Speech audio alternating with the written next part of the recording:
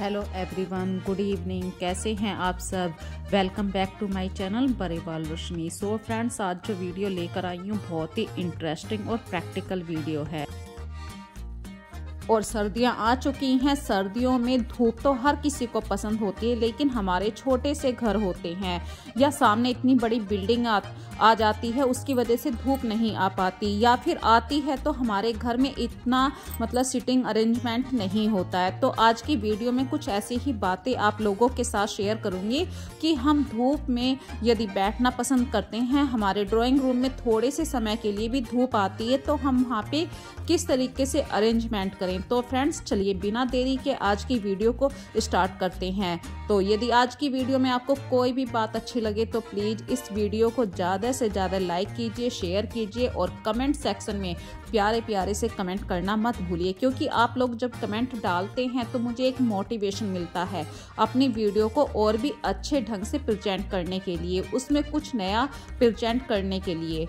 तो आज की वीडियो का मेन टॉपिक तो यही है कि हम अपने छोटे से घर में इतना सीटिंग अरेंजमेंट कैसे करें कि कम से कम 10 से लेके 15 तक लोगों का अरेंजमेंट हो जाए। और हमारे घर होते हैं बहुत ही छोटे छोटे से ज़्यादा आप उसमें एक 5 सीटर सोफे को ही अरेंजमेंट कर पाते हैं अपने ड्राइंग रूम में। तो चलिए, सबसे पहले तो हम आज क्लीनिंग की भी बातें करेंगे, क्योंकि आज मैंने अपने घर के कुछ कर्टेन्स भी चेंज करे हैं, कुशन कवर चेंज करने हैं, सोफे पर नए कवर बिछाने हैं। नए कवर तो नहीं है, मैं बता दूंगी कौन से कवर हैं। वे एक जयपुरी कुल्टेड रजाई वाले कवर हैं। तो सबसे पहले तो मैं यहाँ पे जो पुराने कर्टेन्स हैं इनको हटा रही हूँ यहाँ से, क्योंकि सीजन है सर्दियों का और सर्दियों में बहुत ज़्यादा बाहर जो मौसम होता है उसमें डस्ट होती है। पॉल्यूशन तो नहीं होता, लेकिन डस्ट बहुत होती है। उसी डस्ट के कारण आप कितना भी अपने घर को साफ कर लीजिए, फिर भी इतना गंदा सा लगने लगता है। डेली साफ करते हैं फिर भी एक लेयर मिट्टी की परत की आ ही जाती है।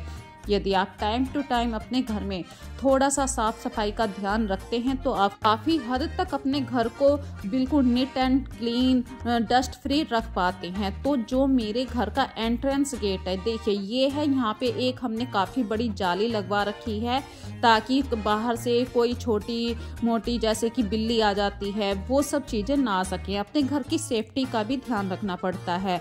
यही हमारे घर का एक मेन गेट है। इसी से ही एंट्रेंस भी बोल सकते हैं। तो इसके साइड में जो आप ये बॉक्स देख रहे हैं, ये एक बिजली का जितना भी अरेंजमेंट होता है, बिजली का MCV बॉक्स होता है, मीटर होता है, वो सब इसी बॉक्स के अंदर है। तो मैंने यहाँ पे इस बॉक्स के पास नीचे जो ये आपको थर्माकोल का डिजाइन दिखाई दे रहा है, ये मैंने पिछले साल बनाया था अपने घर की डेकोरेशन के हिसाब से। और यहाँ पे मैंने एंट्रेंस गेट पे इसको डेकोर करने के लिए रखा हुआ है। इसके अंदर लाइटें हैं, अभी आप लोगों को थोड़ी सी देर बाद दिखा दूंगी जब पूरा घर का अरेंजमेंट सही से हो जाएगा।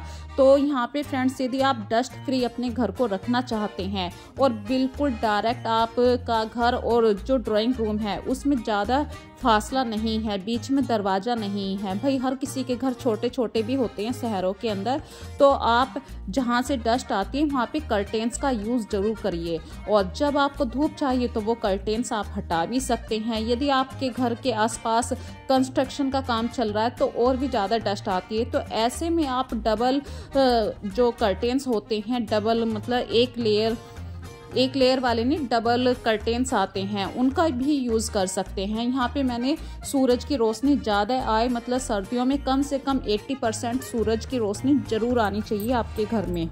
और इसी तरीके से जो आपके इंडोर कर्टेन्स होते हैं, जिनको आप डेकोरेशन के हिसाब से अपने ड्राइंग रूम में, अपने बेडरूम में या अपने लिविंग रूम में काफ़ी अच्छे तरीके से सजा कर रखते हैं, टाइम टू टाइम इन्हें साफ कर जरूर रखिए। और हो सके यदि आप टाइम टू टाइम कुछ चीज़ों को चेंज कर देते हैं, जैसे कि 1 महीने आपने लटकन वाले कर्टेन्स का यूज़ किया है, और जब भी आप कर्टेन्स को चेंज करें, जो कर्टेन्स वाली रोड होती है उसे ज़रूर साफ कर लीजिए, क्योंकि ये डेली वाले काम नहीं होते हैं। महीने में काम आते हैं, मतलब महीने वाले काम आते हैं ये। और जब भी आप अपने कर्टेन्स को चेंज करें, मतलब थोड़ा सा ऐसे रखिए लाइट वेट वाले कर्टेन्स, जैसे कि बिल्कुल नेट वाले कर्टेन्स होते हैं। इनसे क्या होता है, एक तो डिवाइडर भी बन जाता है, ऊपर से आपका एक नया लुक क्रिएट होता है। आपका सिंपल सा बोरिंग सा दिखाई देने वाला, जो कुछ समय से बोरिंग सा लगता है ड्राइंग रूम, वो कुछ अलग ही दिखाई देने लगता है। तो टाइम टू टाइम मतलब चीज़ों को थोड़ा सा अट्रैक्ट बनाने के लिए उन पुरानी चीज़ों को वहाँ से हटा दीजिए और नई चीज़ों को, या अपने घर में रखी हुई पेंडिंग चीज़ें जो आपने बेड के अंदर डंप करी हुई चीज़ें हैं, उन्हें ज़रूर यूज़ कीजिए। तो मैं यहाँ पे देखिए कोई भी नए कर्टेन्स की बात नहीं कर रही हूँ। अक्सर हमारे घर में बहुत सारे कर्टेन्स होते हैं, लेकिन यदि आप कर्टेन्स को इधर से उधर चेंज कर देते हैं तो आप काफ़ी हद तक अपने घर को सुंदर बना सकते हैं, डेकोर कर सकते हैं। इसी तरीके से कुछ बातों का ध्यान रखना भी ज़रूरी है। जो लटकन वाले कर्टेन्स होते हैं फ्रेंड्स, आपने जब आप इन्हें धोएंगे तो ये इल्झेंगे ज़रूर। तो इससे बचने के लिए जो इल्झन है, इससे बचने के लिए आपको एक स्टार्टिंग वाले सिरे पे नोड बांध देनी है, और ऐसे ही एंड वाले छोर पर भी आपको एक नोड बांध देनी है, क्योंकि ये जो मैक्रम के धागे हैं ये आपस में इतनी बुरी तरीके से इलझ जाएंगे जब आप इन्हें धोएंगे। और ध्यान रखिए, इन्हें सेपरेट धोना है। इन्हें आप मशीन में मत डालिए, भूल से भी ये गलती मत करना। ये सिर्फ हल्के से पानी से वॉश करने से ही साफ हो जाते हैं। और कुछ इस तरीके से दिखाई दे रहा है मेरा ये ड्राइंग रूम, क्योंकि कल मैंने यहाँ के जो कवर थे वो काफ़ी हद तक धो दिए थे। आप चाहे मेरी कल वाली वीडियो को देख सकते हैं। कल मैंने अपने ड्राइंग रूम को काफ़ी हद तक साफ किया था। और फ्रेंड्स, आज मैं कुछ एक्स्ट्रा सिटिंग अरेंजमेंट की बात इसलिए कर रही हूँ क्योंकि कुछ ऐसा हो जाता है आपके घर में कि अरेंजमेंट कम होता है, फिर आप को इधर उधर से कुर्सी उठाकर लानी पड़ती है। तो ये मेरे घर में एक बेंच रखी थी, इस बेंच का मुझे यूज़ करना था। मैंने बैठ के देखा है, इस बेंच पे काफ़ी अच्छी मजबूत है भाई, 2-3 बंदे तो आराम से बैठ सकते हैं इस बेंच के ऊपर। भाई बैठ के देखना जरूर तय करना होता है। कभी पता चले कि आपने बेंच को अपने ड्राइंग रूम में जगह तो दे दी और वो इतनी कमज़ोर है, तो इसके लिए मैंने पहले ही इस पर बैठकर देख लिया। अब मेरे पास ना तो कोई मैट्रेस है कि मैं इस बेंच के ऊपर लगा सकूं, तो जो हमारे घर में दरी होती हैं, दरी आप लोग समझते हैं, दरी को बिछाया है, फिर एक सिंपल सी कॉटन की बेडशीट आप इसके ऊपर बिछा दीजिए। और कॉटन की बेडशीट कि किसी को जांच ना पड़े कि भाई आपने यहाँ पे कॉटन की बेडशीट बिछा रखी है, इसके लिए आप उसके ऊपर से जो हमारे बेड के रनर होते हैं आप डेफिनेटली उसे ज़रूर बिछाइए। इससे क्या फ़ायदा मिलेगा? इससे ये फ़ायदा मिलेगा कि हर सूरत में हर कोई बंदा आपके इस एक्स्ट्रा सिटिंग अरेंजमेंट को बिल्कुल भी पहचान नहीं पाएगा। और एक सिंपल से घर में, मैं यदि आप लोगों के साथ बात करूं तो मेरा छोटा सा घर है, छोटे से घर में यदि मैंने 15-20 आदमियों के बैठने का इंतजाम कर लिया है तो बहुत ही अच्छी बात है। इसी तरीके से जो मेरे सोफे हैं, इनके ऊपर जो कवर है वो मैं आप लोगों के साथ अभी शेयर करूंगी। सबसे पहले जो कुशन हैं, उनके जो कल वाले कवर थे वो मैंने धो दिए हैं, और आज मैं नए कलर के नए डिजाइन में कुशन कवर चढ़ा रही हूँ, जो कुछ एक पैजली वर्क के तरह दिखाई देते हैं। और कुछ इनका जो कलर है ग्रे है, गोल्डन है, मतलब ग्रे और गोल्डन कलर का जो मैचिंग है सनील के कपड़े में, सनील का जो फैब्रिक होता है उस फैब्रिक में ये कुशन कवर हैं। और फ्रेंड्स, जो मैं अपने सोफे पर अभी कवर दिखाऊंगी, मेरे पास कोई भी सोफे का कवर नहीं है। यहाँ पे मैं छोटी सी बात शेयर कर रही हूँ। अक्सर हमारे बेड के अंदर इतनी सारी बेडशीट, रजाई, कुछ ना कुछ जरूर ऐसा रखा रहता है जो पिछले कई सालों से हम यूज़ नहीं कर रहे हैं। तो ये मेरे पास एक जयपुरी रजाई थी जिसका थोड़ा सा मैंने कटिंग शटिंग करके अपने ये जो 3 सीटर सोफ़ा है इसका कवर बनाया। इसी के मैचिंग के हिसाब से मैंने अपने जो 2 साइड वाले सोफ़े हैं उनका भी मैचिंग बिल्कुल कुल्टेड जो रजाई होती है उसी के जैसे ही कवर हैं। अब यहाँ पे कोई भी नहीं पहचान पाता है कि ये एक मतलब जयपुरी रजाई के हिसाब से मैंने कवर यहाँ पे बना रखे हैं। और फिर जो साइड जगह होती है सोफ़े के साइड में अक्सर थोड़ी सी जगह होती है ना, उस वाली साइड वाली जगह को भी आपको थोड़ा सा चेंज करने का ज़रूर प्लान बनाना चाहिए। जो वहाँ की रखी हुई चीज़ें हैं, पहली बात तो आप वहाँ से उन्हें हटा दीजिए। इससे क्या होगा, वहाँ पे साफ़ सफाई भी ज़रूर हो जाएगी। जो कॉर्नर के पीछे थोड़ा बहुत रोया होता है, झाड़ू लगा के वहाँ से साफ़ कर दीजिए। दूसरी टेबल वहाँ पे लगा दीजिए। कुछ ऐसे कवर होते हैं जो आपके दिल को बहुत पसंद आते हैं, आप चाहे तो उस कवर को भी डाल सकते हैं। नहीं है तो आपके घर में जो पुराने शॉल हैं, पुराने दुपट्टे हैं, आप उनका भी यूज़ कर सकते हैं अपने ड्राइंग रूम को डेकोर करने के लिए। और ये जो सुराही सी आप देख रहे हैं, ये गर्मियों में पानी पीने के लिए हमने खरीदी थी, लेकिन उसको डेकोर मैंने इस तरीके से किया है जिसको आप बिल्कुल भी पहचान नहीं पाएंगे। इसकी आप एक वीडियो आप मेरी पुरानी वीडियो में देख सकते हैं कि सुराही को मैंने कैसे डेकोर किया हुआ है। और जो सोफे की साइड वाली जगह होती है, वहाँ पे मतलब इधर से उधर चीज़ों को करने से वो चीज़ साफ़ सफाई भी हो जाती है उस एरिया की, और आपको थोड़ा सा एक नया लुक क्रिएट हो जाता है आपके सिंपल से ड्राइंग रूम में। और हो सके तो या तो आप कवर ज़रूर लगाइए। कवर लगाने से क्या होता है, चीज़ें साफ़ सुथरी ज़्यादा दिखाई देती हैं।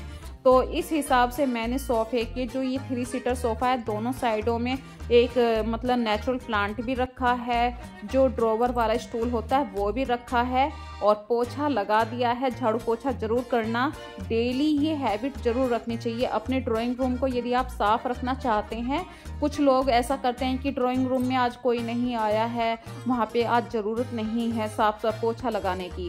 भाई यदि आप बीमार हो जाते हैं तो बात अलग चलती है, यदि आप ठीक ठाक हैं फिर तो एक काम बनता है कि आपको डेली ही ये काम करना है। तो फ्रेंड्स, मैं अक्सर अपने ड्राइंग रूम को ज़रूर कोशिश करती हूँ यहाँ पे पूरी तरीके से साफ़ सफाई रहे, क्योंकि अक्सर मेरे साथ यही होता है। जिस दिन मैं सोचा करती हूँ ना कि आज मैं यहाँ पे साफ़ नहीं कर रही हूँ, उसी दिन मेरे घर में कोई ना कोई गेस्ट आ जाता है। उस दिन मुझे बहुत फील होता है कि मैं वैसे तो इतनी अच्छी वीडियो भी बनाने की कोशिश करती हूँ, लेकिन अपने घर को साफ़ नहीं रख पाई।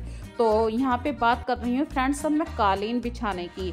जब भी आप कालीन खरीदें अपने घर में तो एक मोटे वाला रग खरीदिए। इसमें 2 फायदे होंगे कि यदि आप कालीन पर नंगे पैर भी चल रहे हैं तो ये कालीन फिसलते नहीं हैं, और कभी कभी हमारे सॉक्स और कालीन के बीच में बिल्कुल बैलेंस नहीं बन पाता है और कालीन पर हम फिसल जाते हैं।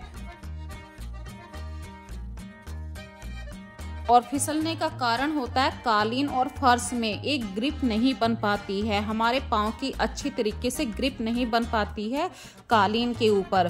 तो फ्रेंड्स, हमेशा कोशिश कीजिए जब भी आप चाहे साल में एक बार चीज़ खरीदे, थोड़ी सी क्वालिटी चीज़ खरीदिए। क्वालिटी वाली जो चीज़ें होती हैं वो थोड़ी सी महंगी तो पड़ती हैं, लेकिन वो आपको सालों साल फ़ायदा ही करती हैं। यदि आप चीप वाली चीज़ें खरीद लेते हैं, वो सिर्फ 1-2 बार यूज़ करने के बाद ही खराब हो जाती हैं। तो इसी तरीके से मैं रनर जरूर बिछाया करती हूँ अपनी सेंटर टेबल पर। आजकल का एक क्रेज भी चल रहा है कि ये रनर क्या चीज़ होता है। सब सोचते हैं कि कवर होता है, रनर होता है मतलब थोड़ा सा जो स्पेस होता है टेबल का वो साइड से खाली रहता है, उसी को हम रनर बोल देते हैं। और आपके घर में चाहे नेचुरल प्लांट हैं या आर्टिफिशियल प्लांट हैं, इनको डेकोर करने के लिए ज़रूर यूज़ कीजिए। हो सके तो आपके घर में जैसे कि दिवाली या रक्षाबंधन या करवा चौथ के कुछ डेकोरेशन वाले आइटम्स हैं, उनको डंप मत कीजिए, उनको बेड के अंदर या किसी भी अलमीरा के अंदर ऐसे ही मत रखिए। चीज़ों को जितना आप यूज़ करेंगे, भाई नई चीज़ फिर से आ जाएगी, लेकिन उन चीज़ों को जब आप यूज़ करते हैं तो आपका घर सुंदर भी दिखाई देने लगता है। छोटा सा घर बहुत ही सुंदर दिखाई देता है। यहाँ पे देखिए जो एंट्रेंस गेट है, यहाँ पे धूप आने का टाइम हो चुका है और मैंने एक छोटी सी कुर्सी डाल दी है। यहाँ पे एक कुर्सी की जगह नहीं है फ्रेंड्स, यहाँ पे कम से कम 5-6 कुर्सियाँ भी डल सकती हैं, इतना स्पेस मैंने यहाँ पे बना दिया है। भाई ज़रूरी नहीं आप कुर्सियाँ ही यूज़ करें, जो सिटिंग छोटे स्टूल आते हैं सिटिंग वाले, आप उनका भी यूज़ कर सकते हैं। तो यहाँ पे इस एरिया में काफ़ी अच्छी धूप आ रही है। सर्दियों में यदि आपके घर में थोड़ी सी भी धूप आती है तो उस समय आपको ध्यान देना होता है कि आप वहाँ पे लाइट वेट के कर्टेन्स को यूज़ कीजिए।